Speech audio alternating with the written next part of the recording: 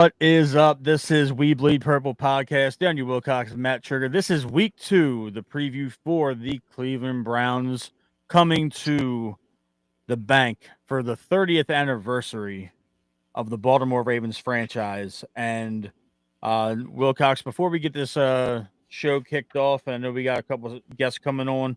I don't know if you saw today, but the Ravens painted their end zone in their old-fashioned logo and color scheme. They have Ozzie Newsome as the legend of the game, and it's going to be electric. It's our home opener, and we are going to be amped up and ready to play. But before we get going, first guest we're going to have on tonight is a good friend of mine. He is a Cleveland Browns content creator from Viz Media, Keith Allen. Keith, what is going on, brother? Welcome to the show. Well, thank you. Thank you very much for welcoming me and everything. For welcoming me, everything and everything. And I'm just glad to be on and everything. But we're ready. Hold on. What do you mean we? The Browns are ready. This the We Bleed Purple podcast, Keith. Yeah, we ready, bro. That's why we put we in front of the podcast. We ready. Yeah, for sure. We ready. We looking forward to y'all coming to the crib, man. Like, ain't nothing like playing at the bank. The atmosphere is gonna be electric. It's gonna be loud. It's gonna be crazy. The fans are gonna be very disciplined. They're gonna be loud at the right times and quiet at the right times. I hate to tell you this, with Joe Flacco coming back home, you know, it's gonna be one of those ugly reunions where you get a whipping as soon as you get in the house. You know what I mean? Flacco gonna be cool. He gonna be cool. I just gotta hope my receivers catch the ball. For real, Yeah. for real. No, Speaking of your receivers, though, Jerry Jeudy gave us a little bit of bulletin board material. Yeah. Saying that he saw no challenges in the Ravens secondary this coming weekend. And there's 5 former first-round picks and a couple all-pros back there. Jerry seems to be brimming with confidence. Coming from the Cleveland side, how did that look to you? Because there was quite a lot of chatter this week in the media. Well, after the week he had last week, when he dropped a crucial 4th down pass, and he had an interception go off his hands because he did. Flacco had 2 interceptions, but neither one of them was his fault. Right. You know what I'm saying? For real, on ball. So yes, if it inspires him to back it up, I'm all for it. Now he got to back it up. Because if he don't, he gonna have to catch hell coming here Cleveland media during the week. I think you're gonna catch hell either way it go. I mean, anytime you give guys bulletin board magic to talk about all week long, and you getting these guys, you motivating them even more to speak. I love the comment that Kyle Hamilton said. First of all, Kyle was like, "Bro, if you weren't ready to give your all for this game before Jerry Jeudy said what he did, he was like, you're not really a real ball player." Yeah, like he said, I come out here every week, week in and week out, ready to give my all, and that's how he plays. Kyle Hamilton plays at an elite level, no matter who we're playing against. You know, but we don't. Everybody on this team ain't rolling like that. And at the same time, you challenge when you say stuff like that. You challenge the defensive backs coach. You challenge the D coordinator. You challenge a little bit of everybody in that room. So I think everybody gonna be trying to get a hold to these boys. When you say something like that, you actually challenge the D line too, right? Check out. I think Jeudy wants to be matched up against Jair Alexander because. I think everybody do right now. I think everybody does at this point. He got his ass tore out the frame. He got toasted last week. Yeah, he got tore out the frame like that. But the best cornerback is going to jump on that guy. We got 2 or 3 other guys that's going to want to get a hold to him too. So it's going to be an interesting week for you guys. Yeah, it's going to be a very interesting game. But I honestly, if you really think about it, when Baltimore and Cleveland, when they played in the last few meetings. Discount last year because we was on our 5th quarterback or whatever, and DTR, he's not even in the league no more and stuff like that. But when the Browns have had competent, decent quarterback play, they've hung with the Ravens. Yeah, I agree. They stuck in there with it. It's been some interesting games. That's fair. And I don't expect no different this week. Yeah, I expect a little bit different this week. I think the Ravens taking that L in Buffalo the way they did, winning the way they did. I think that challenges the head coach to try to close out some of these games a little bit better. The Let thing me that I think ask you y'all guys something. got, go Let ahead, me Keith. ask y'all something, because I went to bed watching the game. I went to bed. Yeah, don't ask I this question. woke up.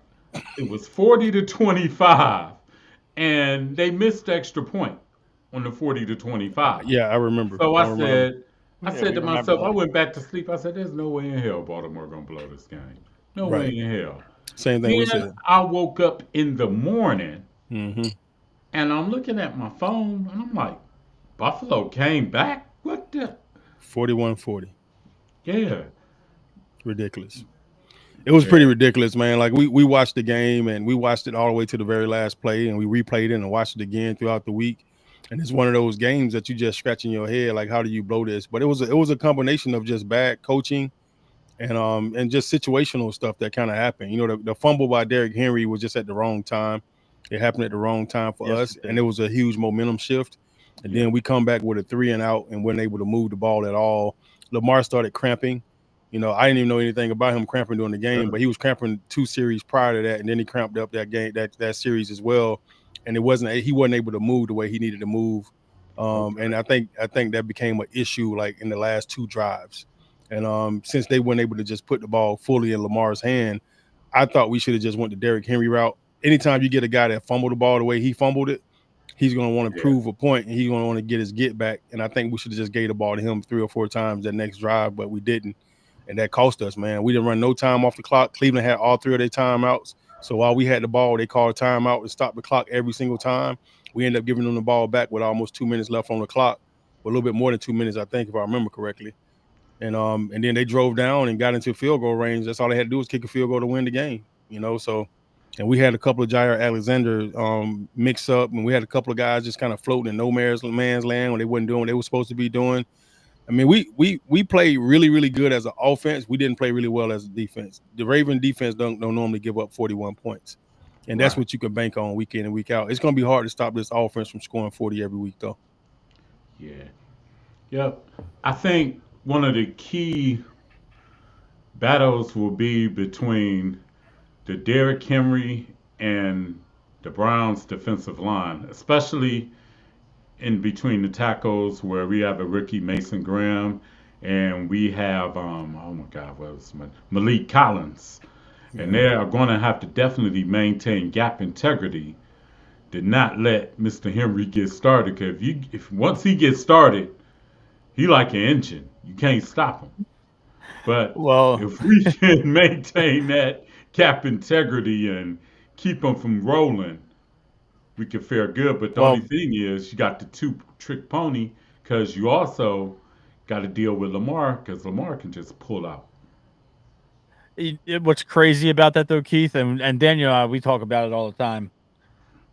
These teams that we play, when Derrick Henry gets to that second and third level, he is making a lot of business. A lot of these guys are making business decisions, and they True. they are getting out of the way.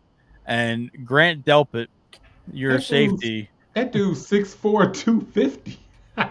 and yeah, he's bigger than a average NFL inside linebacker, and he's faster than most of the people in the league.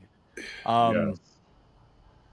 but Grant Delpit kind of was poking the cage of the lion this weekend, you know, saying that it's not hard to tackle Derrick Henry, and then when he said, "All we'll see on Sunday," that's not the man you want to piss off going into a game where he had what was it, Wilcox, 175 on the ground, Yeah. 180 on the ground. Yeah. Last week. 169, I think. 169 to be Yeah, exact. well, I mean, he had 2 touchdowns, and the dude just was making people bounce off the ground like a basketball. And Yeah, it's pretty now, ridiculous. because because if you think about it, though, Keith, if you look at your defense, you have Miles Garrett, you have Denzel Ward, you have Delpit, Hmm. you have a couple other pieces, but it seems like the last time you guys played Derrick Henry, more of your guys got hurt tackling him than they did putting a hurting on Henry. Well, That JOK hasn't I was JOK just hasn't been about to seen say since. that. Yeah. And I don't think he will be seen, you know. Honestly, I don't think he will. They're not saying, but it seems a little doubtful if he'll ever suit up again. But hopefully that's not the case. But I don't I know. mean, he knocked himself out trying to hit Derrick Henry head on, and it just didn't work out for him. But the game that you guys had with the Bengals last weekend, that was a tough fought game. You guys really held Burrow in check. And Yes. how do you go from preparing for Burrow to preparing for Lamar Jackson, because they're completely opposite in terms of skill set? That's like I don't apples know. and oranges right there, because Yeah, nobody know.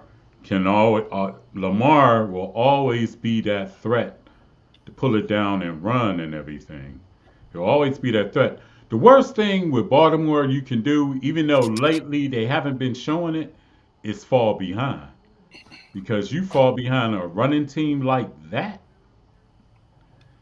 it It, it can be devastating and everything. It can be totally devastating. But if you can limit Henry and kind of dictate the downs and distance and make Lamar strictly a passer, you fare better.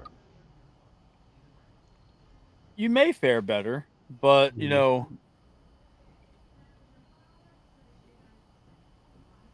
Lamar can kill you with his arm too. It's not like it's Well, I know that. a I know that. 2019 2020 situation anymore. I mean, I Lamar know has that. one. He had one of the highest QBRs in league history in the But that's last my couple years. yeah, and I know that. But it's kind of like you got to pick your poison. You got to pick your poison. Because truthfully, to be honest, I wonder how in the world do these guys ever lose? For real, for real. Not trying to be funny. I wonder how do they ever lose? Coaching. And every game Wilcox, you want that to take they that? lose, every It's game they lose, you be shaking your head like, what in the I world? mean, we had a situation last year, Keith, where we literally lost 5 games from our field goal kicker. And most of the time to me it's coaching. I'm not gonna lie to you. Like when you look at the AFC Championship game 2 years ago, we the number one rushing offense in the league. We run the ball 4 or 5 times the entire game. You know, that's to me that's coaching. That's not the players. That's coaching. Then last year, we get into a couple of situations. Lamar had 2 turnovers early in the game. Mark Andrews had a fumble late in the game. The year before that, Zay Flowers fumbled the ball going into the end zone. We was going to score to win to go into the end of that game. Even we had a chance to win that game, even though we only ran the ball 5 times. And then last year, the Mark Andrews drop on Yeah, at the goal line. We kind of shot ourselves in the foot. But a lot of times too, I'm looking at the situations and like that last game was all coaching. It was nothing else. Yeah, Derrick Henry had one fumble, but it was really coaching. It came down to just coaching decisions, us not being aggressive. We got up on the league on Buffalo and just stop being aggressive. It's like we wanted to be nice. Like let's play nice, guys. Let's not put too many points on them. We're going to slow down the offense and just change our tempo and our aggression towards the team. And I don't understand that. And then our defense just goes and prevent the entire second half of the game. Like, why would you go to prevent defense? This is the worst defense ever in the history. I would have just went to cover 4 and then still apply pressure. Play quarters, hmm, put all your DBs back and just play quarters and keep everything. And, everybody get a quarter of the field and go cover 6, cover 4, man, and just still attack them as much as you possibly can. But when you let Josh Allen just sit back there and pick apart your defense the way we did, I was you know, about to say it's crazy. that. And we only rushed 4 the entire game. Like we never ran stunts. We never sent backers and blitzers and stuff. The Wait a one minute, time we wait a minute, did, wait a minute. Y'all didn't blitz? we didn't No. blitz. The one time we did, we got burnt right up the middle towards the end of the game, which put them in field goal range. And I think Jair Alexander was the one that tripped Coleman up running Yeah, down the middle, and that put them in field goal range. That's the one blitz we did on that entire drive, bro. So it's like when you look at the game, it just doesn't look like Baltimore Ravens of old. At the same time, this is our first game of the year. The defense that's gives true. up 41 points, and none of these guys have played the entire preseason. So you really getting your chance to see them the Yeah, first time. They give up 41 points against probably the second best offense in the entire league. Yeah, yeah, the best offense is us. yeah. It's You're true. Yeah. right about that. You're right It is about that. true. You can't let a team like Buffalo hang around for a long period of time No, and keep on you giving them a chance cannot. to come back. But So but think about from where we coming from, you hold Cincinnati, probably the Y'all third plays most y'all ass prolific off. offense Yeah, in the league, to 17 points. And if I yeah, tell you that we held T. Higgins and Jamar Chase to a combined 5 catches for 59 yards, yeah. That's crazy. and you lose, because like you said, the field goal kicker. Yeah, that's it. I mean, we lost Field five goal. games last year because of Justin Tucker. You know, Yeah, he was dealing with all that stuff. He was dealing with off the field. Nobody knew what was going on. It was like, what the hell happened to Justin Tucker all of a sudden? You never have an issue with your kicker in 10 years, and all of a sudden you got an yeah, issue with him all last season. As soon as the season over with, everything comes out about what was going on. He was dealing with that all season long. He mentally wasn't in the right space. You know, we go get a new kicker this year, and then we lose the game by 1 point, and we missed 1 point, extra point in the game. You know, it should have been 41-41, but we missed that extra point that you was talking about earlier, Keith. yep. When I And went to then that, sleep. yeah. We should have been in overtime at the worst situation, but we ended up losing the game by 1. Hey, I Kickers. agree with you. I went through that early in the day. I said, oh, we up 16-14. I know dude gonna make this extra point. Yeah. Oh, he missed it. I said, oh, you got to be shitting me. You got to be kidding me. Come on now. We just got rid of Yeah. Dustin Hopkins. And now this dude. Yeah. And then the other field goal, which was 36 yards, that's makeable. That's usually automatic. Yeah. He pushed that off to the right. And I said, oh my God. Now, one of our commenters, It was a great Keith, you can question. weigh on this. Keith, you can weigh on this as well, just from an Okay. outsider's perspective. Uh, Wilcox, It was a great on a, question. on a scale of 1 to 10, how hot is the hardball seat? Boy, that's tough. It's such a good question, man, because I'm sitting here. I saw when it came across the feed just now, and I'm looking at it. I'm like, oh, shit. Like, And this is a Raiders fan commenting, by the way. This is my homeboy at work, but yeah. he's a Las Vegas Raiders fan. Yeah, it's one of those things where like Harbaugh, I think, was on a hot seat in what was it, 2017, 2018, with Lamar like first or second 2018, year. when Yeah, Lamar came in, they was 2018. probably gonna get rid of Harbaugh. Lamar came in and kind of saved his career. And you it's one of those things where it's kind of weird because literally the last 3-4 years, I keep saying it's a coaching thing. And that's from me being a coach. You know, I retired and I became a coach and all that stuff. I've been on all three phases of the all three levels of what it takes to win games and stuff as a player, as a coach, and as a scouting department. I've been on all three sides of it. When I look at the situation with Harbaugh, the only reason why I think Harbaugh is the problem sometimes, honestly, and this is because he was a special teams guy coming in to get the head coaching job. He lets the OC and the defense coach versus if it was an Hmm. offensive minded coach, he would be like, what are we doing? Why are we throwing the ball too much? You know, run the ball. Let's run it. And I've seen head coaches that was offensive minded coaches curse out OCs like, bro, run the freaking ball, you know, and I Yes. don't think he ever does that. You know, so I think those are those situations that we have late in the games or early in the games or the AFC Championship two games ago. We the number one rushing offense in the league, and you run the ball 4 or 5 times. Like a defensive minded coach or offensive minded coach probably would have jumped on the damn OC about running the ball. So that's what put Harbaugh in the hot seat. That and the fact that you know who he hires as coaches sometimes. It's like, bro, like why did you pass up this guy to get that guy, or why did you go get that? Why didn't you go get this guy instead of that guy? And you know, but it ain't all up to him who makes the hires. You know, so it's like it's not just him that's on that seat as far as who he wants. And I don't know how much control he has over which coaches get hired and which ones don't. But to me, the reason that he would be on the hot seat is only because of the fact that he's not authoritarian enough with his coaching staff when the games are on the line or throughout the games or periodically throughout the games. And he's very knowledgeable about what goes on offense and defense and special teams. He don't go through team meetings and not know exactly what the offense is doing and not know exactly what the defense is doing. He knows what both of those game plans look like. He can regurgitate everything they're doing through those team meetings as if he's the DC or if he's the OC in those team meetings. So he's definitely very involved with everything. He sits in on all those meetings and he pays attention and he takes his notes and he's prepared. He's always very well prepared. And I think that's the good thing that's a blessing about him. I just don't think he has that mindset to know when we got to stop throwing the ball, when we got to start running the ball, you know, and to push that hard enough for the coaching staff. So if I say how hot is his seat, I still think it's all a good old boy system at the end of the day where you look out for your boys. So I'm gonna say he probably at a 5. I don't think he's in no serious jeopardy of losing his tenure. It's like the Mike Tomlin situation. He's never lost. He's never been under 500. Harbaugh has Mm-hmm. been solid like the last. I mean, every year we're in the playoffs. The last 3 years we should have won a Super Bowl. We should have 2 Super Bowl rings right now, going on our 3rd one this year with the team that we've had the last 3 years in a row. We've been healthy. We've been in good situations. We've been in the games that we needed to be in order to play, and we literally lost those games most of the time due to coaching, play calling, and mistakes. Yeah, Keith, weigh in on the question from Carlos as an outsider.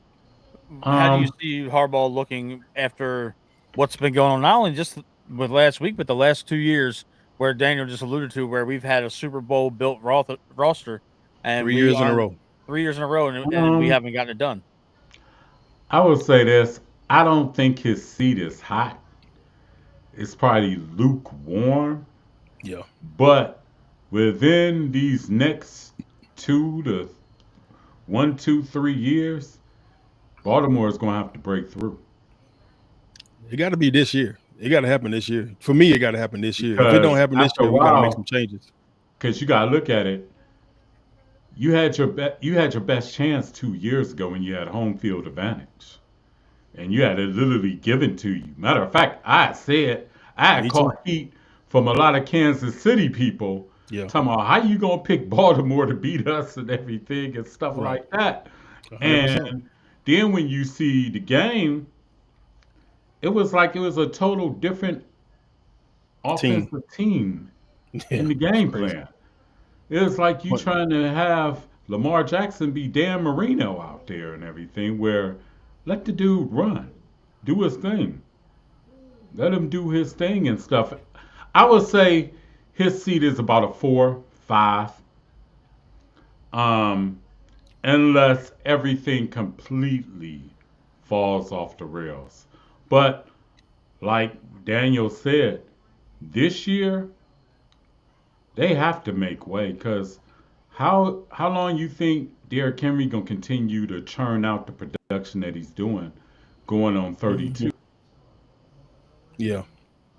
It's true. I mean, you the window is very limited, and um, if they don't win this year, you're gonna have to consider, is it really Harbaugh at this point? Because there's no excuse with this roster. Keith, if you look at this roster, Daniel and I, we go over this roster like a fine tooth comb almost every single show. DeAndre Hopkins is your wide receiver 3, Yes. and Dog. you got 3 tight ends that are very good, 2 that are Yeah. borderline elite. Elite. Yep. The only weakness we have right now is the interior offensive line at guard on both guards. For Lele. Really Lele good. looks like a fucking ballerina out there, getting spun around. Yeah, That he's out there for Lele and around. Keith, it's bad when that clip of him getting spun made it onto the Raw room with Jalen Collins Yeah, it was bad, and bro. King Dunlap, and then you It got was bad. everybody clipping that. It's just absolutely insane, man. Um, Daniel and I talked about this on Sunday night on our post game, Keith, that you have a $55 million quarterback and you have a nearly Yes. $20 million running back, and then you Yeah. got those guys playing guard for you, and it's like, what are we doing here? This is, we got Pro Bowl level tackles and we got a all pro level center, but Yeah. after that, it's just Two guards is the problem. it's worrisome. Mm-hmm. It's worrisome, and that kind of, we can kind of tie that into this week. Mason Graham is no slouch. There's a reason he was No. drafted at number 5, and I know from Ohio State. yeah, That he dude played at shut Michigan. down the run game the last 2 years. Ohio State will run over everybody else in the Big Ten. Michigan, Yeah. run game is grounded to a halt. Yeah. And putting Mason Graham next to Myles Garrett, you pretty much got to run the other way. It's Yeah. and then you got to worry about the backside blocking where you can't let either one of them do any type of backside pursuit. So that's going to be a matchup that's going to be at least worth watching because I don't know about you guys and Wilcox. I know that you and I talk about this a lot. I don't know how much longer you can trot out Falele Yeah. with with the teams that we got coming up, you got Detroit after this, and then you got Kansas City. You have the Rams all in the next couple weeks, all within the next month. Yeah. And they So all this got is stout. a must win for y'all. Yeah, Every win is a must win for us. I mean, we should have been undefeated this year. Like I said it going into this season. I looked at our entire schedule. I'm like, bro, we could really go undefeated if we at our best. And now mind this, Keith, I thought our defense was gonna come in hot because last year was a rough year Yeah. for us with a new D coordinator. And the way it's setting up right now, like if we was to lose this season and not be what we supposed to be, they're gonna fire Zach Orr. He's gonna be the scapegoat. So that's why I want us to do better defensively because he's a former Raven. He's a player that he got a chance to be a coach early on. It never really happens to us that way, especially a black guy getting a shot that early. You know what I mean? Like to be a D coordinator in this league. Yep. And I love the fact that Harbaugh promoted within, and that make me love Harbaugh even more by him doing that. So if we don't win this year and we lose this game was lost because of our defense only. You never give up 41 points if you're a Ravens defense. So if it's unheard look of. at it, if you look at it, it's setting up for them to fire Zach Orr, and he's going to take the heat for the entire season if this thing doesn't go down the way it's supposed to. Yeah. And Keith, just to kind of fill you in, we go at it about Harbaugh a lot on and off air. we go because Wilcox has an affinity for him because he played for him and he worked with him. Hey, I'll trade. No, it's okay. No, you good. You can keep your coach. You can keep Stefanski. You can keep your coach. You can keep Stefanski. Hey, what are y'all? Tell me this, Keith, man. What are y'all doing with the whole? What are y'all doing with the whole Shedeur Sanders situation, bro? I already know this shit was going to happen. I know you knew it was going to ask this question. What's going on with that? Right now, Shedeur is the third quarterback. Which is why? And why is he the third? Does he deserve to be the third quarterback? Right now, at this moment, far as he has the most upside of the three, and everything, mainly in the meeting rooms, as far as the plays and stuff like that, and because honestly, Shedeur got the most upside. To be the truth, Joe Flacco, tell me probably be the first five. He'll be the first 5 games. Mm-hmm. He'll probably go with Dylan Gabriel, but I don't see Dylan Gabriel no more than a career backup, to be honest. And then in about 12, 10 years, offensive coordinator. Then in about 4 years, probably a head coach. Shedeur got the most upside. They just got to refine a little bit. Because it's that he has to get I find right. that hard to believe, though. Yeah, because you look like at the All-22, like when they played the runs in the preseason, it was a lot of plays that was there if Shedeur would have stepped up in the pocket and stuff like that. But sometimes he likes to drift back, and the drift back is not college. You got dudes that's on the ends, even a lot of the ends that probably got cut that day was running 4.4, 4.5. So imagine you going back and you got T.J. Watt breathing down your neck, or you got the dude Jabo on your team breathing that. You just gotta refine it. That's all. Yeah, I hear what you're saying. I remember the Rams game. I remember watching that game, and he got put in like late with all the scrubs. Yeah, and he didn't have no time to step up in no pocket. He stepped in the pocket, he gonna get his knees blown off. He gonna get his knees blown off, his chest blown off, his waist blown off. They would have knocked this necklace into the middle of next week if he stepped up. I didn't see that, at all. I felt like they put him in a kind of a bad situation. Now, mind you, everybody in that situation is a bad situation. I made the team on that whole backup fourth quarter, put me in with all the screw up type thing, and I made the team that way my rookie year in New York with the Jets.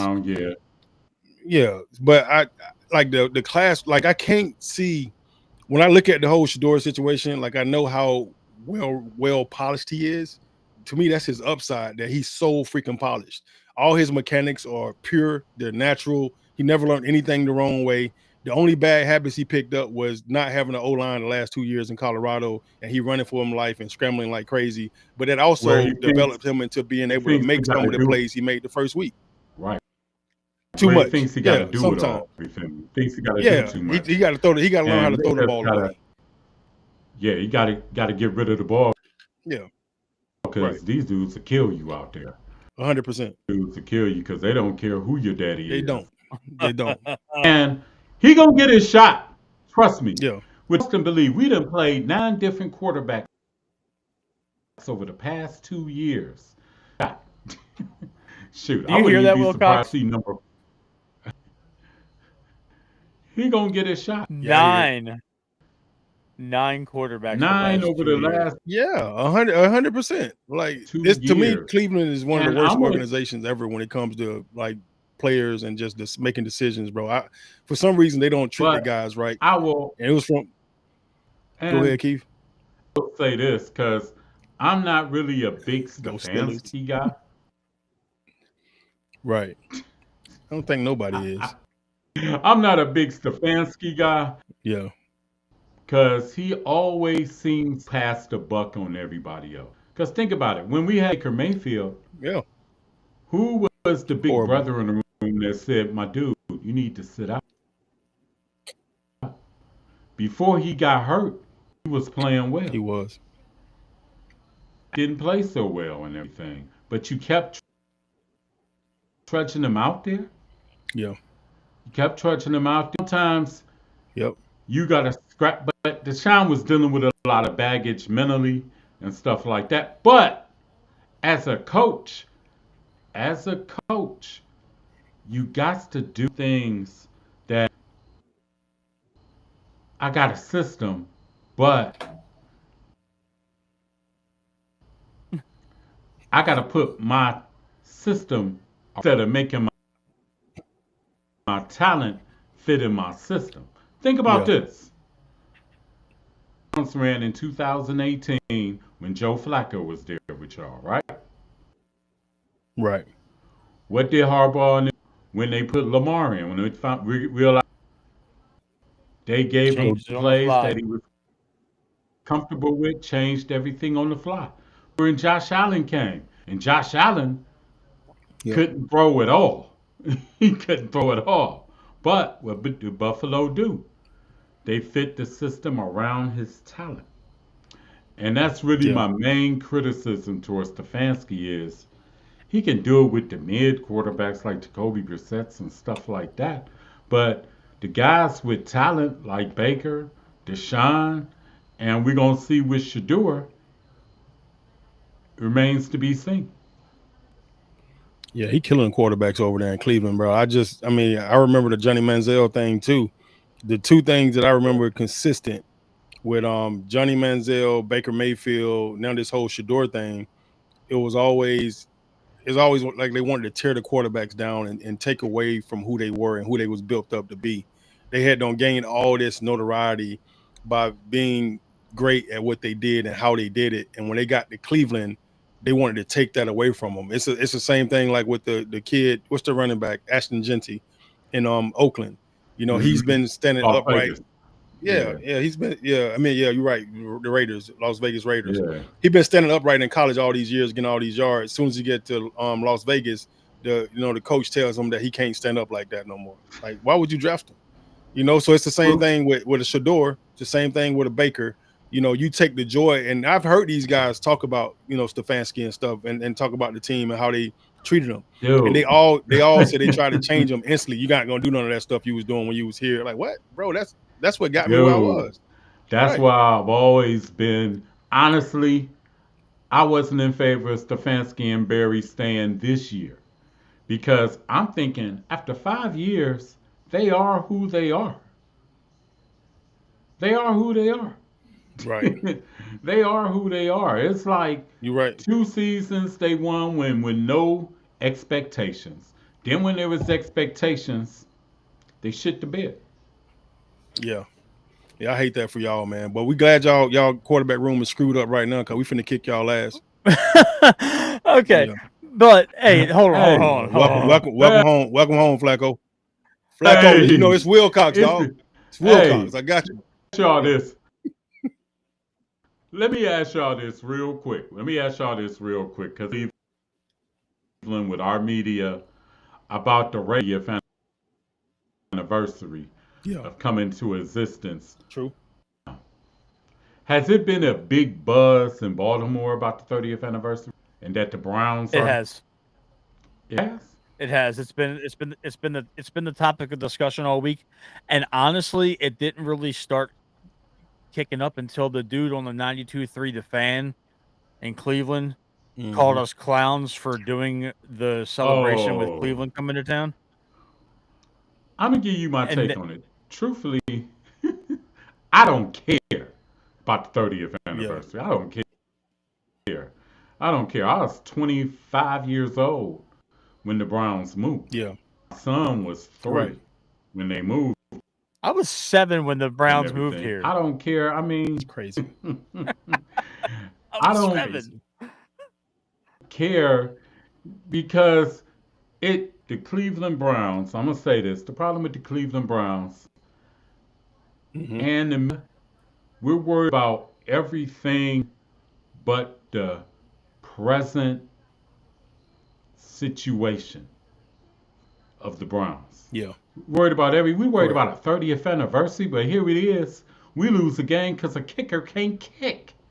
We lose a game because our receivers want to play volleyball Dropping instead of balls. catching the damn ball. The boy We, said but we're volleyball. That's worried. That's We're that, not that's worried. But that's we're not worried that's a low about blow. that. But we worried that's fair. about y'all celebrating the 30th anniversary. I have 2 things to this. First and foremost, I'm never going to respect any of the Cleveland Browns writers that have actively kept Art Modell out of the Hall of Fame all these years. That's Um, crazy. the fact that he never got an induction while he was alive, and it's going to be, you know, one of those legacy additions. He's responsible for so much in modern football, and I'm biased because that's our guy. Daniel played for Art, and That's it. he gave me a football team when I was a kid. Um, Right. Shoot, but the biggest I went to the first Monday night game as a baby, right, 1970, right. against the So Jets. and another thing is with it all is there's no guarantee that you guys would have drafted John Ogden. There's no guarantee you guys would have drafted Ray Lewis and Peter Boulware and Chris McAllister. There's no guarantee. Like when I What? hear your fans, I've never heard you say it, but when I hear your fans over in Cleveland say, "Oh, that first Super Bowl should be ours. That should be a Cleveland Browns Super Bowl." That's Now number the one. thing, You're 4 years removed, and the thing is, who knows if they would have drafted Ray in the first round? Who knows if they would have drafted Ogden? You never know because Ozzie wasn't put in charge until he came over here. yeah, Right. and you gotta realize also when you said Art Modell, he was a trailblazer in many ways. He hired Ozzie Newsome at a time black GMs were not getting hired. That's Not enough in for me right there. 1996. Yeah, I wouldn't even been to Baltimore if it weren't for Ozzy Ozzy. opened the floodgates. Yeah. 100%. Ozzy opened the I'm with it. floodgates for everybody. He did. I appreciate him. And and it's crazy 'cause I used to see Ozzy when I was about 15, 16 stuff there and everything. Cool stand up dude Yeah. and everything. And like I said, I didn't even realize it was that long. I Me was like, neither. man. 96, But 95. It was 95. But the problem with the Cleveland Browns is accept the clear and present reality of this football team right now. Yeah. Yeah, you The need to be worried fact, about this ass the whooping they about to take. fact that, My bad, Ken. Go ahead, dog. the My bad. I'm sorry. fact, that, and the way that the Browns can get over that is being victorious on Sunday. That's the way and Yeah, we know everything it ain't like gonna happen. that. It's not Because gonna happen. but I'm just saying, you're going to get stuff like this because nobody in the league respects you as a franchise. And that's real. Nobody respects you as a Yeah, franchise. that's true. Pittsburgh shit might have the return of Ben Roethlisberger and everything day they play the Browns or something, you know. But Mm-hmm. Yeah. until you Then they're gonna show all the clips when he beat Cleveland. start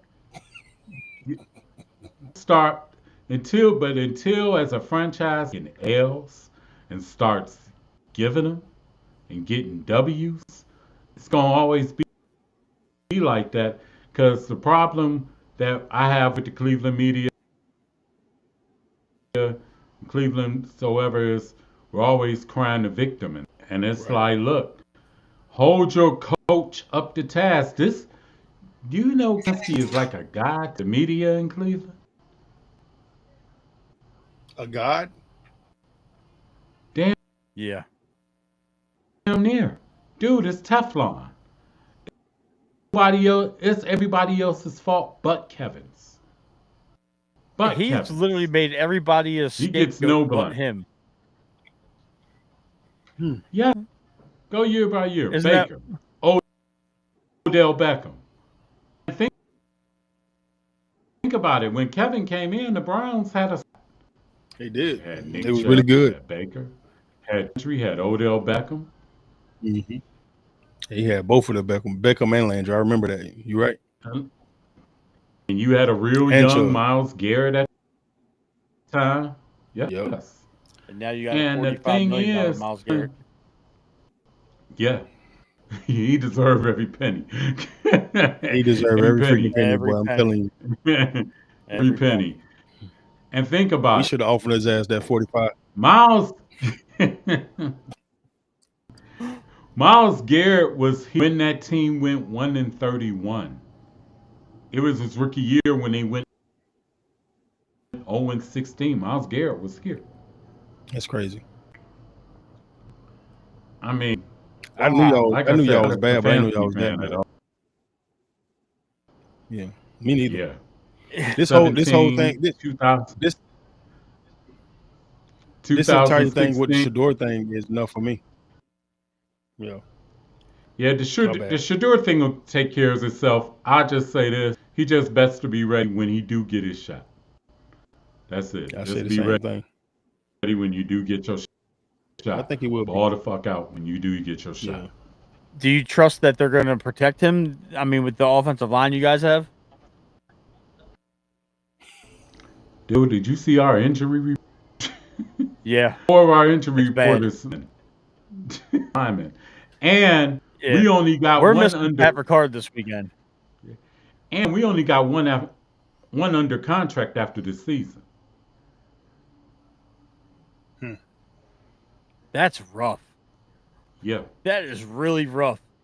I don't know how they do it, man. You know, Yeah. the whole 30th anniversary thing, though, kind of circling back for a second. It's only been amplified because of what the guy on the Fan said in Cleveland, and then they had him on Baltimore radio where he kind of doubled down and said that it was in poor taste. And honestly, I kind of understand because I'm not old enough to remember when the Colts left town. I was still hanging out with my dad. You know what I'm saying? So Yeah. like that was when they leave that was in 5 years 81? before I was born. They left in When you was 84. born? 84 and I they was left born in 80. in I 81? was born in 89. I was born in 89. They left in 84.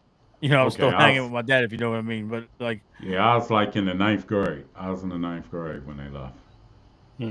Wilcox was in like college or something. Damn, like 89, I was 10. Wow. No, 89, I was 12.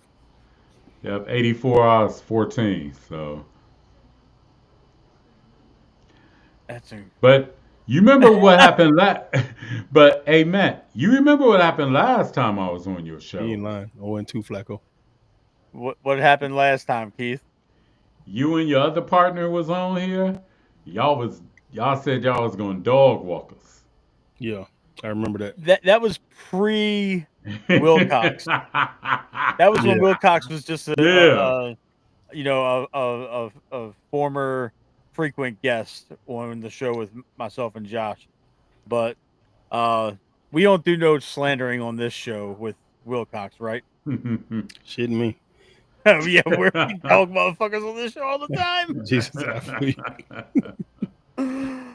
Oh, No, man, I think this is going to be well, I don't think this is going to be a very interesting game for the fact that Flacco is coming back to Baltimore and he has so much history here in the city of Baltimore. I actually caught Keith. I don't know if you know this, but I actually caught Joe Flacco's first NFL touchdown pass when he was a Raven Really? as a rookie. Yeah, What? his Yes. rookie year was my Matter- last season. So, matter of fact, you was there when Troy Smith was there. I was, yeah. Troy got drafted while I was here. You know, so Flacco, he had just lost in the national championship game to Appalachian State. I'm an Appalachian State alumni, so then he turned around the next year, get drafted to Baltimore and throw his first touchdown pass to an Appalachian State player. You know, so it was kind of interesting. Congratulations. But, man, I appreciate you, brother. But you know, me and Flacco go way back. Got a lot of love for the young man or the old head right now because he's the old head now. You know, but I love seeing him extend his career as long as he did and as long as he has. Yeah. And I just, you know, I really want to see him do well, just not this week. He gonna do well. Yeah, not this week. He gonna do well this week. Now, fun fact before we move on. Check out. You're gonna have a blast from the past and present. Yeah, 100%.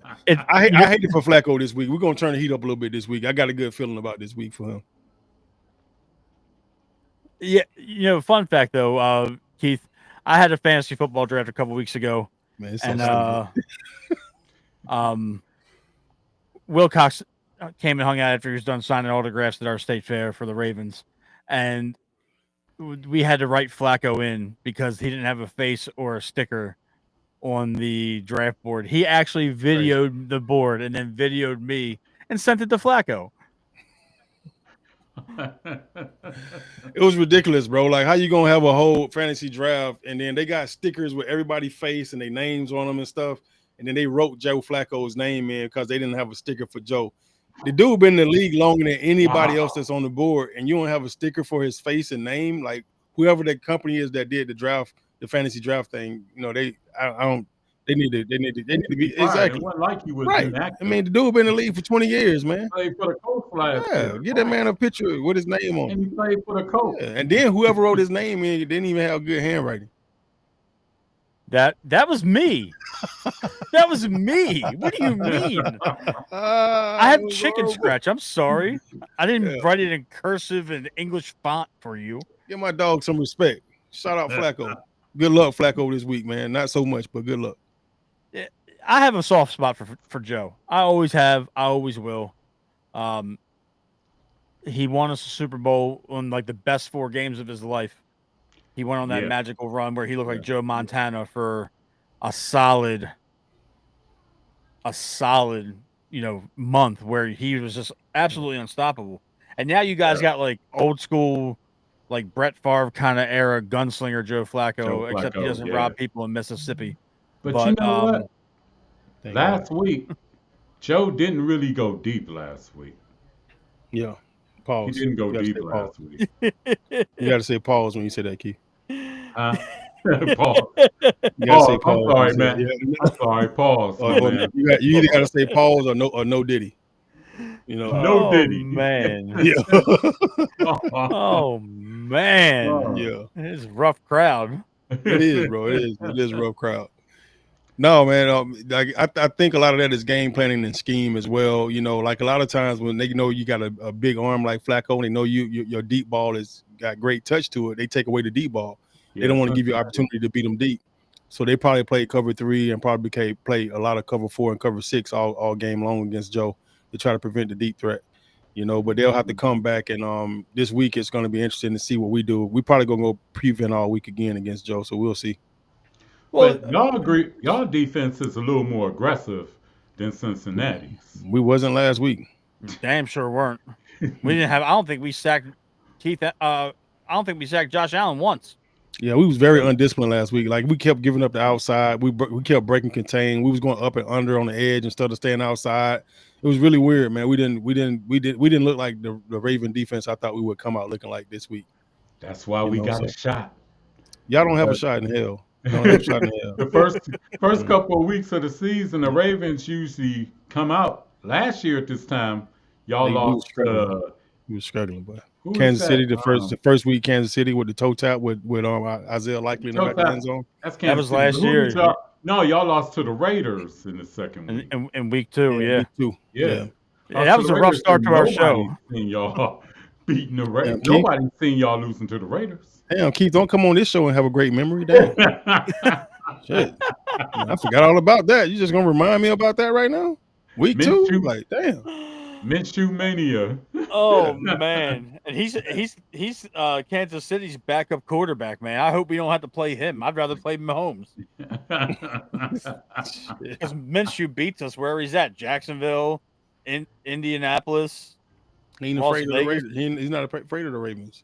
No, and he looks like Tom Selleck. And then in the last couple of years, action movie. Yeah. And then in the last couple of years, we always managed to split with Baltimore. Yeah, that's a little rough right there. Yeah, we're not looking forward to that this year. Yeah, we don't need any of that. Check out, being on your show gave me good luck last time. Yeah, I wasn't there though. Yeah, it's over for you, Keith. I know I wasn't there. Oh, I know you wasn't there, but hey, you in here at the spot too. That's over. What is it like for you guys as Cleveland Browns fans though? Where it's got to suck.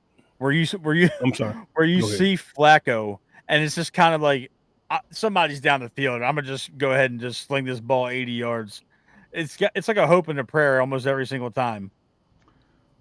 Yeah, but honestly, a lot of it can't blame Flacco. You got a team that has not prioritized the wide receiver position. We drafted a quarterback that was probably projected to go in the 6th round, 5th, 6th round, in the 3rd round where we could have got a wide receiver. Think about that. Yeah. Yeah, and then you draft the 1st round quarterback in the 5th round. Yeah. Well, that was the league. The league was league had a lot to do with that. So man, that's did you say 1st round quarterback? Yeah, Shador. I mean, I told you this. I wanted Shador to back up Lamar, and Daniel was like, "Oh no, he needs to be somewhere where he can start." I know it's a little late. I know it's 100%. A little later in the telecast, but we have our second Cleveland Browns guest. He is Baltimore's own, born and raised.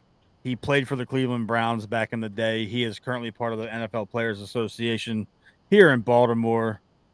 Joel Gamble. Joel, welcome to the show, brother. What's going on, fellas? How y'all doing? Big fella, welcome in, baby. How you doing? I appreciate it, bro. I appreciate it, man. Good to see you guys. No doubt, man. No doubt. Thanks for joining the show, Joel. I've been trying to, we've been trying to make something work all week. Yeah, we've been chopping it up about the game and some stuff surrounding it for the last 45 minutes or so, Joel. So we just want to kind of catch up to speed. We talked about the 30th anniversary, being as though you're at every single Ravens game now on the field, and you're a former Cleveland Brown. How do you feel about the 30th anniversary game being, celebrated against the Browns this weekend? I mean, it's the Browns came here, right? So it's only right. It's only right. I remember growing up when the Browns were moving, and of course, coming as the Ravens. I remember those first games at Memorial Stadium in Baltimore. And I was in high school during that time, so going to the year that Jonathan Ogden got drafted, I think I was around a junior. I was a junior in high school. Yep. And he had all of the best juniors in Maryland come to the Ravens facility during that time. So it's it's definitely fitting that they're playing the Browns.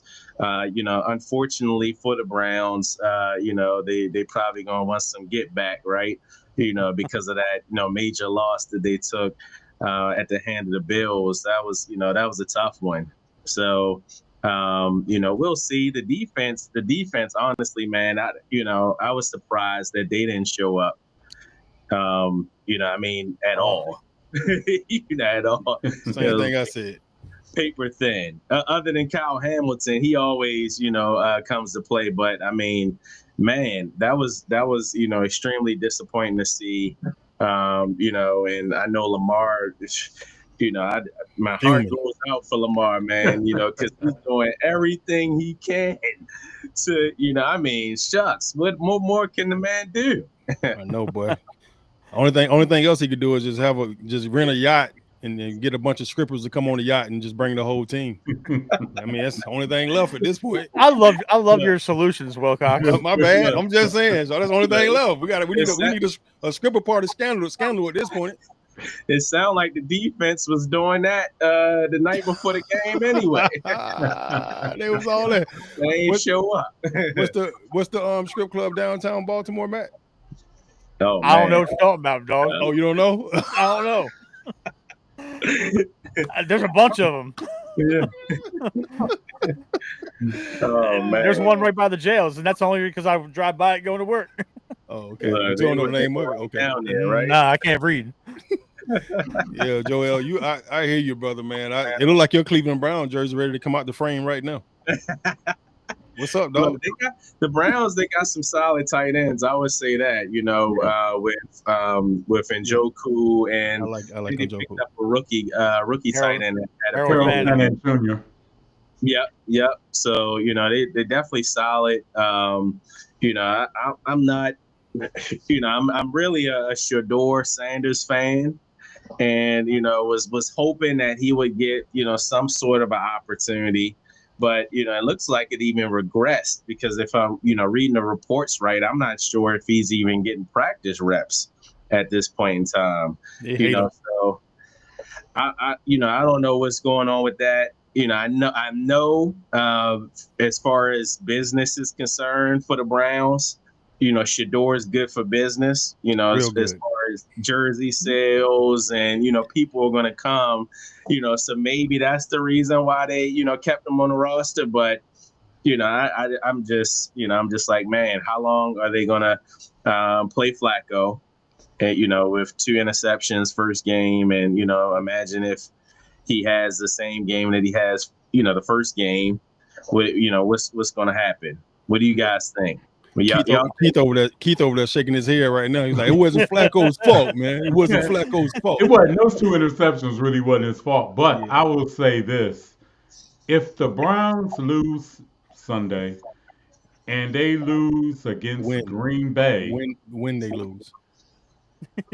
Remember, I was on this show a couple years ago, and I heard these same chants. Hey, dog, you like my wife. You keep bringing up old stuff. Stop, dog.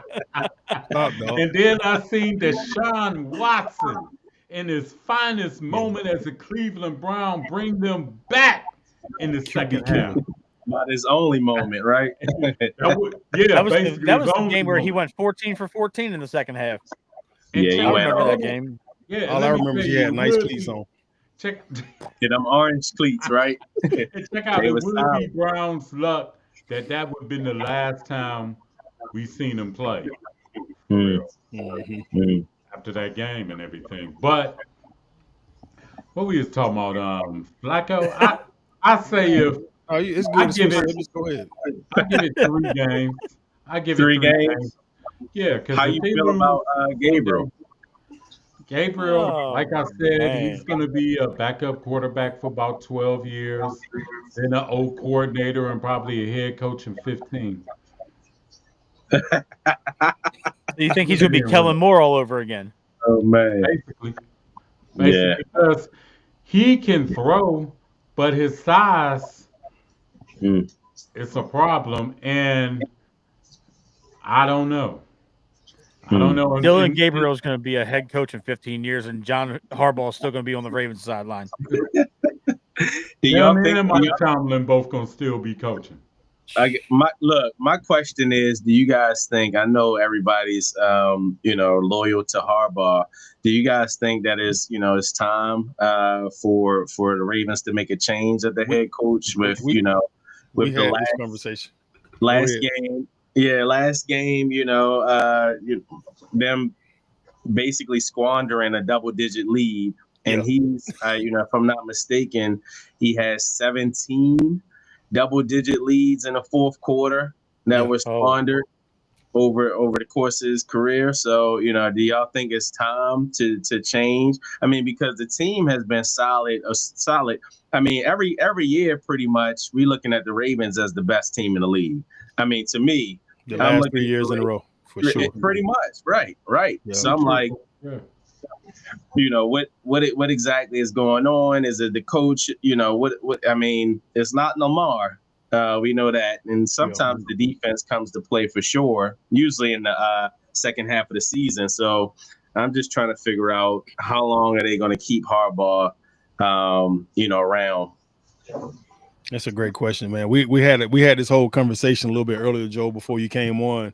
Yeah. And we all kind of gave our outtake on what we think. And I said the question was from a fan, and it was a 0 out of 10. How much is Harbaugh on the hot seat? I said 5. I think Keith said 4 or 5. Matt, what did you say?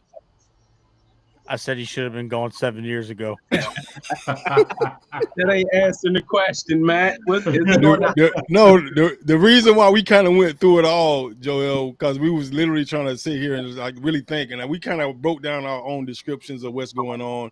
I've been saying for years, all this shit is coaching. The AFC Championship game 2 years ago, that was a coaching fumble, snafu. Zay Flowers dropped the ball going over the goal line. And then last year, Mark dropped the fumble, and Lamar had a fumble and the interception. And, you go through all that stuff. But at the end of the day, it's still a coaching situation. Right. The identity of the team is a running team. And then both games, we not running the ball. You're the number one rushing offense in the league 2 years in a row. And then even the whole thing last year mid-season, we didn't bring Henry here to give him the ball 20, 30 times a game. You brought Henry ass here to win. I don't give a damn how many times a game you got to give it to him. You bring him here to win. If you got to give him the ball 30 times every game for you to win, then you give it to him 30 times every game. I don't care. That's my mindset with it. So I think, to me, a lot of the situation is the coaches that he hired, and when he put them in positions, they're not really ready to be in those positions. But I love it because of the fact he's still bringing guys up, and he's making that coaching carousel bigger.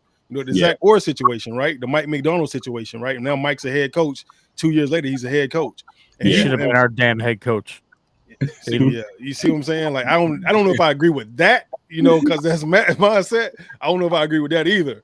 But at the same time, I think this city needs a coach that takes on the mindset and attitude of the city and what the city of Baltimore is.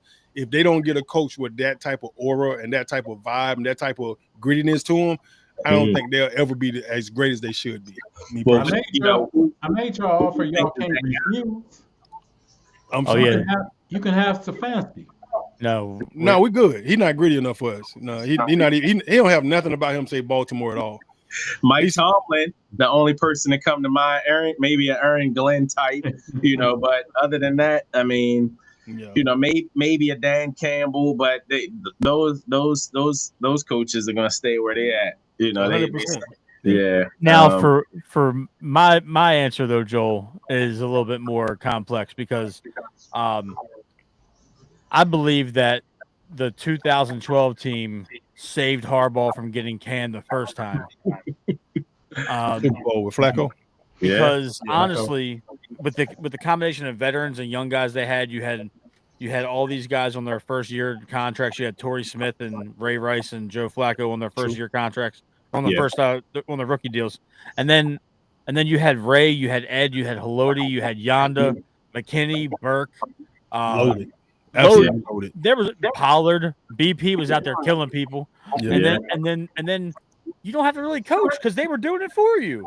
Ray's the coach in the locker room. And you know what you say about good teams though, or great teams. I just heard this the other day and I was like, you know what? That's damn sure right. You gotta have good leadership inside. Right. As the coaches aren't necessarily doing the coaching. If you got to coach every day, then you're not gonna have a good team, and so definitely if you have that leadership in the locker room, you definitely had that in 2012 with Ray, with Ed. I mean, I remember watching a Pro Bowl game one time, and Ray was telling one of the linebackers where to line up and what the play was going to be. So when you have that type of ability and level of leadership on the field, I mean, shucks, you don't necessarily have to be a great coach. You know what I mean? Yeah. And to preface the second part of my answer, though, Joel, is the fact that after these guys left, there was a 4 to 5 year period where we were not a very good football team under Yeah. Harbaugh. And that was, and then all of a sudden, Ozzie has his last draft as that Ravens GM, and you draft Lamar, you draft Mark Andrews, you draft Orlando Brown Jr., and then those three just kind of really stuck through COVID, and then now he's had the best roster since 2023. Yeah, I stopped watching it after all those guys left, and then I started watching them when they brought Lamar them back. You know, Lamar made me a Ravens fan for sure. Yeah. You know, and you can't win with them. You win the regular season games, you get to the promised land, but every time you play against a good coach and a good team, it's a problem. He tried to outcoach Andy Reid. Yep. That ain't happening. Thank you. The way Andy Reid, you know, I got a chance. I was blessed to play. That was my first team, the Eagles, in 09. And the way he, you know, his offensive schemes and how he moves around, you know, from the running backs to the tight ends to, you know, like I mean, shucks, his offensive schemes are just, I mean, they dangerous. Yeah, I wish I could have played for Andy Reid. Man, listen, he had, bro, you know how he used the tight ends, you know, so I wish I would have stayed for sure, but that was a bad business decision by you. You need to call your agent and say, man, why you let me leave Philly, bro? Look, the player personnel and general manager left and went to Cleveland, and that's how I ended up in Cleveland. I would have called him and said, no, I'm not coming. I was like, no, what's going on? And then, you know, Cleveland run the ball. So I was just like, man, this is. And they ain't had a quarterback in 13, 14 years, 15, 16 years, you know? Nah. It was the same situation I had when I was in Baltimore. They had a quarterback since Kozar. That boy said Danny Kozar. Bernie Kozar, yeah. Ernie Kozar. Oh my goodness. And wasn't nobody. I mean, Bernie. Nobody was choosing Bernie on Madden back then either. So nobody. You know, yeah, nobody. Bernie was solid though. Yeah. No, it's all about having a good OC and a good QB. Yeah. Keith, go ahead. Like you're trying to say something. I can't hear you. No, I said Bernie was very solid. He was very solid. Yeah. He had a nice name. Name looked good on the back of the jersey. Oh man, that's crazy. You don't got no chill. I tell you what, man. You know, as far as do you guys think the linebackers? How y'all think they stack up against? You know, Cleveland. I saw they were really, you know, they dumped it down and were throwing to the running back last game, and you know, and he got some serious yardage off of passing. Do you think that the linebackers will be able to cover those running backs out of the backfield with Roquan and his? No. I'm not worried about our linebackers, honestly, bro. Like, I'm worried about our secondary, and I'm worried about the play calling by the defensive coordinator right now, or whoever's helping them make those calls. When Chuck Pagano came over, I thought a lot of this stuff was going to change. Yeah, I know how Chuck is, you know, and I kind of feel like they brought Chuck in to be the replacement for Zach if Zach get fired this year, because that's kind of what it looked like to me right now. You know, and I don't like that either. Like, I love Chuck. I think Chuck is dope, you know. So I thought when he came over, we'll be making some better play calls and decisions. But that last game, bro, like everything just fell apart. And our linebackers don't have no problem running with anybody or covering anybody. The issue is, are they going to be in the right position in the right place to cover somebody? Stop looking like that, Matt. These guys can run. I don't know if Roquan out there covering. I can cover Joku better than Roquan at this point. Bro, they can run. These guys can run. They can hit, right? So I'm saying, like, as long as if you get them in the right space, they can cover these guys, bro. You need to stop it, man. You need to stop. You know good and well if Roquan was out there and you were running a route, you know, why stick? It don't matter who it is if I'm out there. That's different. We talking about running backs out the backfield. They don't run routes there often. You know, they run most routes. You're gonna run out the backfield. You know this, Gamble. You're gonna run flat routes. You're gonna run an angle route every now and then. You're gonna most of the time, they don't even let the backs run swings no more. So Right. and then they're gonna run their option route where they run up there about 4-5, and they're gonna give you either way, and they're gonna break out. That's it. And then they're gonna run a rail every now and then in the wheel. If they hit you with the wheel, I don't know. Bro, just fall back, dog. Just fall It's going back. to take Roquan until week 12 to get in shape, like it does every year. Oh my God. How you know this man is out of shape, man? Like, you No, don't know he's this got a dude. gut like me. What are you talking Roquan about? got a gut. He got a back flap on. That's Oh not- that is man. not- linebackers don't wear back flaps. Come on. Yeah, they do. They get hit in the back all the time by old linemen. Hey, Joe said 35-12. I'm thinking more so like a 24-10, 24-10. That'll be the Yeah. end of our show, Gamble. So usually what we do is we do a lot of this discourse and stuff, and then we do our player of the game, our score prediction, and you pick your offensive and defensive MVP kind of thing, like for the player of the game. So All right. that'll be towards the end. But yeah, like I don't think Cleveland's going to score 12. I think they might score a little bit more than that, but we'll get to that in a little bit. Joe, where you from? Baltimore. You from Baltimore? Yeah. Mm-hmm. You played in Cleveland, but you decided to move back to Baltimore? Yeah. So wow. Hey, so when he's we do- home. So This I'm is saying, home. like, I'm saying, like, when we do these predictions, right? What you're supposed to do is I know you're gonna want to vote for Baltimore, but you want to have to vote for Cleveland, like, because that's where you played, right? So I know me and Mac going. You can't force me to vote. No, I'm just look. It's gonna be hard for you not to say Baltimore players, but you're supposed to say a Cleveland player, bro. Okay, all right. So what are you, the player police now? No, I'm just saying because I know it's gonna be hard for Joel. He's gonna be like, bro, it ain't hard. Am I supposed to say Cleveland player of the game? You know what I'm saying? He really, but I know the game, and yeah, you know, that man, see, he bleed purple. You already tell. That's why he on the We Bleed Purple podcast. Keith, you by yourself, bro. I'm sorry, Keith. You gonna have to vote for Cleveland by yourself, Keith. I was trying to give you a partner. I'm cool. Keith said, "Nah, I mean, you know, we understand." I'm cool. I love that you try to bully our guests. Thank you. No, man, I just try to help Keith out, man. So Keith won't be the only one voting for Keith. You can't bully people from Baltimore. It ain't fair. I'm just saying it ain't fair. 2 and 2. That's just it ain't right. I'm gonna vote for player of the game. Gonna be Kevin Stefanski. That's my player of the game.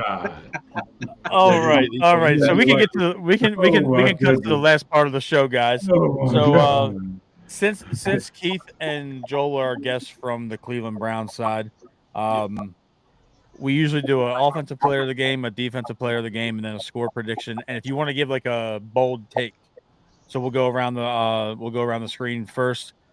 Keith, go ahead and give us your predictions for Sunday afternoon. The Browns are going to send everybody in Baltimore home to Whoville. Boo hoo. 24-21. Joe Flacco is coming home to roost. And Schmidt is going to redeem himself and kick the winning field goal just like 2 years ago. I love that. Offensive player of the game, it's going to be Joe Flacco. I knew it. Defensive player of the game, it's going to be Myles Garrett. Yeah. I mean, you probably pick him out every week. I ain't mad at you. If I had Myles Garrett on my team, I'd probably pick him every week. Monster. Yeah, dog. So Joel, go ahead and give us your predictions. I know you alluded to it a couple of minutes ago. Offensive player of the game, defensive player of the game, score prediction. If you got a bold take, throw it in there. So I'm definitely predicting that Myles Garrett has at least 2 sacks this game. Yeah, it's gonna be a rough one for the offensive line. So I'll predict that, you know, and that's not really a bold take. But if my prediction, my bold take is gonna be if Flacco shows up to play, and they're able to get kick-started early, that offense, and they score on 2 possessions, I think that they will be able to pull off a win. If they score the first 2 possessions. If Flacco gets started early and they score the first 2 possessions, I think that the Browns can win. If they do not score early on, then it's going to be a problem because they're going to be playing catch up. So I'll say, I'll side with my Browns. So I'll say Browns 21, and I'll do the Ravens 13. Ooh, my ribs just 21-13. cracked in my chest. Oh, Okay, I'm with that, Joel. Good job, bro. That's what we're talking about. Maybe way to keep it even, Shawty. Because we both should be outside. I gotta keep it even because I mean, if Miles Garrett, look, I'm telling you, if Miles Garrett starts to really wreak havoc, then it's gonna be a problem. Who's your offensive player of the game? Offensive player of the game, I'm gonna go with I'll go with Jerry Jeudy. Jerry Jeudy this game. It's a wrap for him. Who's gonna cover him? I hope you ain't about to say that Jair Alexander. Stop it. Stop it. That boy looked like tissue paper out there. So did Jerry Jeudy last week. Yeah. And right. Let's go, Jair. You got this. You got this, bro. You got this.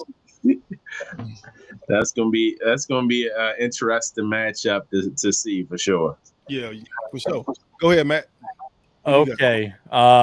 Offensive player of the game is gonna be Derrick Henry. I'm going easy for this week because I think he's gonna run roughshod over those boys. He's gonna be pissed off.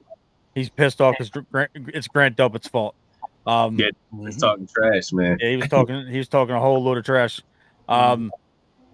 Defensive player of the game, I'm going with Travis Jones. I think Travis Jones is going to be defensive player of the game. I think he's going to be instrumental in making Joe Flacco have to throw the ball 45 times by shutting down the run. And my score prediction is going to be Ravens 42, Cleveland 17. They are not putting up. They're going to put up 13 in the first 10 minutes. 42-17. In a division game is wild. I'm going bold, baby. This is my show.